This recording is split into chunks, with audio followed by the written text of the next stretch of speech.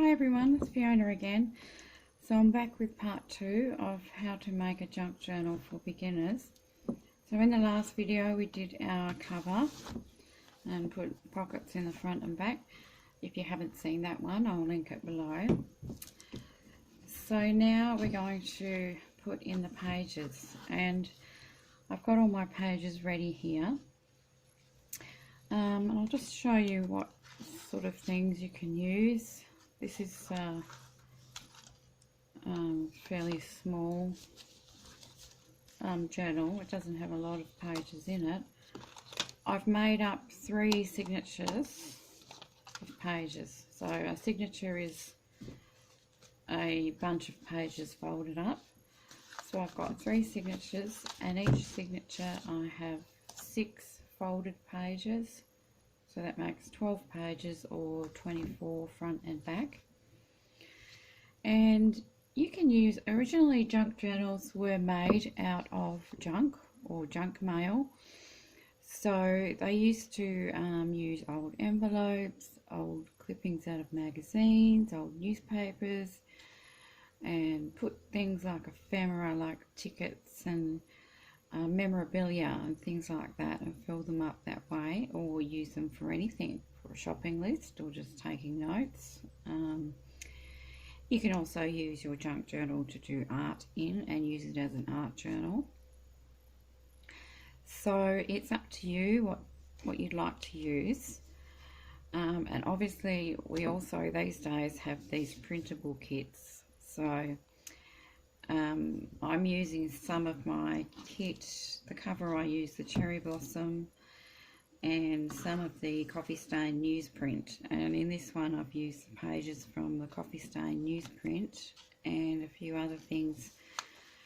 And I've also put an envelope in the middle of each signature, because I'll show you how you can attach your envelopes also into the signature rather than just sticking them on the page.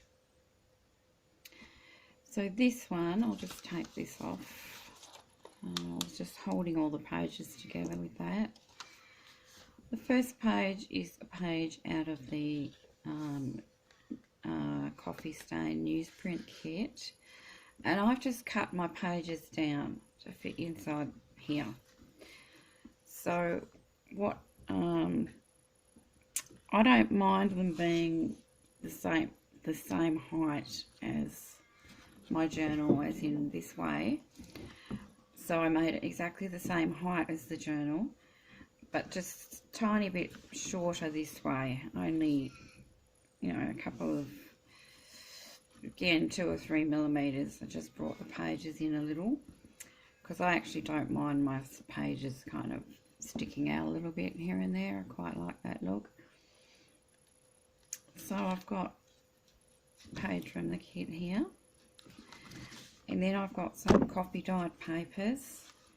Well, these are coffee and tea dyed, they're a mixture.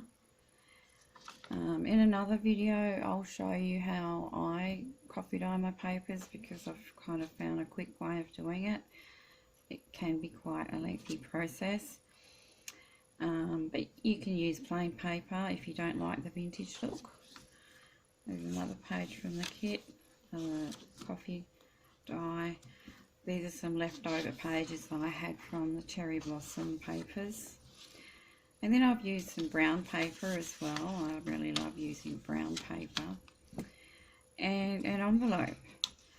So when you put your envelopes in, if you want to sew them in or attach them in to the signature, you need to make sure that it's not glued together. So if you already have a ready-made envelope, just sort of carefully pull it apart, and then where your fold line is, that's where you're going to attach it with whatever binding you have, and then you can glue it together when it's all attached. So that's why I've got the little clip there, because I was holding the envelopes flat in the centre. And I'm also probably will ink up the edges of my envelopes. So then we go through and we've just got the other side of those pages. Sometimes you can use vintage pages from a book. I didn't in this one, but I often do. Old ledger paper. What else? Old music sheets, things like that. Here's the next one. Coffee dye. And I had a little printout of an embroidered napkin that I had. Another page here, brown paper, and another envelope in the middle of that one. So I'm just going to put a clip in there.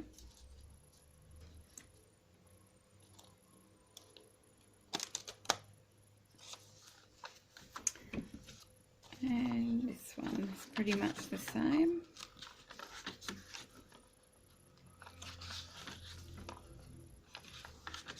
And I also got some graph paper here that I coffee dyed. And I've got a larger envelope in this one. And these envelopes are all from the Cherry Blossom ephemera kit. And if you don't have these bulldog clips, you can use a paper clip. Do that. Okay, so the first thing is to decide what order you want your pages to go in, and I'll be putting mine in that order. And I'm going to do a really easy binding method, so there's no sewing, we don't have to stitch in the pages, and it's called the easy twine binding method. So you need a length of twine, and the length depends on the amount of signatures. So I have 3 signatures, so I need roughly probably at least wrapping the twine around the book like this 3 times, and then a little bit more because we want to still have our ends dangling down. So what we're going to do is we're going to start on the outside cover, and I'm just going to leave a piece hanging down like that because I want to make a tassel, which I'll do in the next video, just to decorate the spine. And I'm going to hold it sort of across like this, and because I have 3 signatures, I need to wrap it around the inside 3 times. So 1, 2, and we're going over that piece of string that we left there, and 3. So I have 3 on the inside here, you can see that, and I'm just going to space them fairly evenly apart for the signatures to go in, and then turn it back over. And all we need to do is tie these together. So I'm just going to go over with this one, just a granny knot back through, and you can see how it's pulling it all together up the top here. That, and then again. Fairly tight, but not so tight that you can't get your pages in. And I'm just going to leave them hanging down, as I said, because I'm going to decorate that. So you should be left with something that looks like this. And then on the inside, we need to make sure these are fairly even. We put in our signatures. So I'm starting with the back one. I just need to pull it through.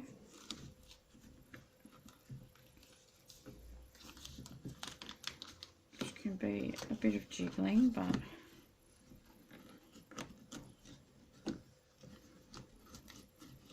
now that envelope needs to come through. first one.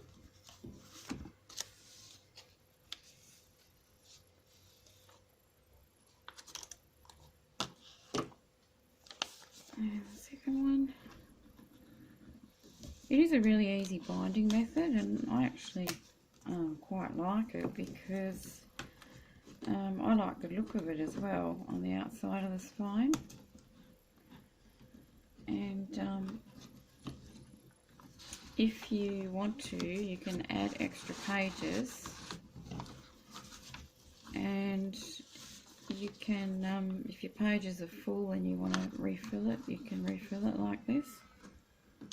It's a bit like the elastic binding when you make a traveller's notebook.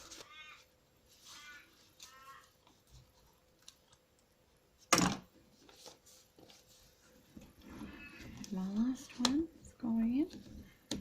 And the amount of signatures that you put in also depends on your preference. This one I'm not putting too many in because I want to leave room to fill it up with things. And I might use it as a bit of an art journal as well, maybe.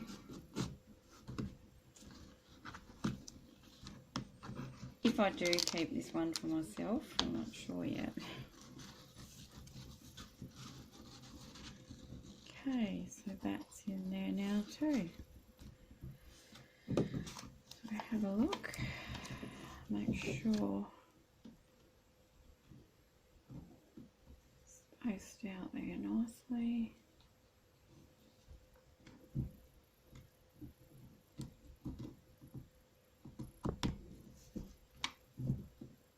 My knot slipped down there a little bit.